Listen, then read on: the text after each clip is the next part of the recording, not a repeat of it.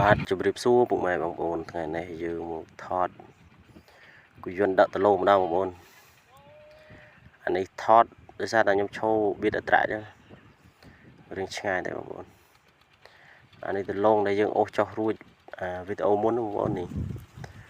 វីដេអូដែលខ្ញុំចែកលេខពីរបៀប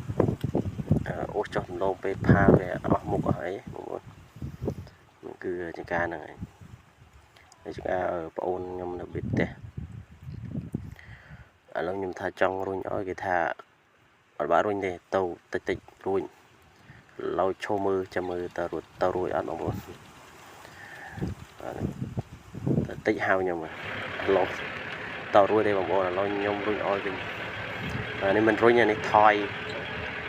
ទាល់ហើយព្រោះអត្រាយើងពួកចាក់អស់អូសចុះទៅលោវាអត់មានប៉ែលបងប្អូនដោះបើយើងអត់ដោះទៅវាបាក់ចុះទៅលោគេរឹសបាក់បើយើងដោះស្អាតទៅចុះទៅនោះ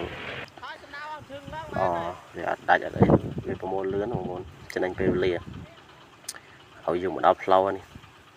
ហើយគេវិភាសានឹងត្រូវថយមិនឡើងមិនបើផ្លូវណាជិតដល់ផ្លូវថ្មីនោះមានខ្សាច់តែបងប្អូនវាថយអត់បានដល់ពេលអត្រាខ្ញុំឈោមើលrồiវាអត់មានប៉ែលរុញទេបងប្អូននេះបើមានខ្សែមានអីអាចទាញទៅបាននេះតោះមកផាត់ពេលយូរយើងទៅមើលយើងទៅស្ដាប់ស្លេកស៊ីនអស់គ្នាបងប្អូនកុំភ្លេចជួយចុច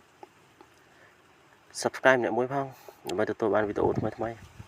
ហើយនឹងការចែករំលែកផ្សេងទៀតបងប្អូនតោះយើងទៅស្ដាប់ស្លេកស៊ីនអស់គ្នាwow là hết lúc mà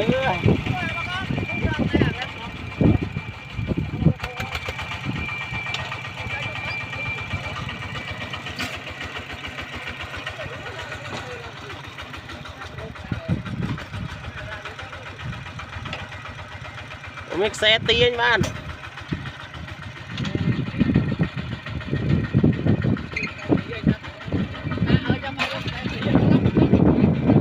đi nó trả nè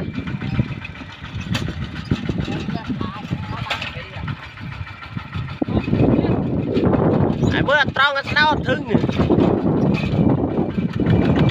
liệp lại bữa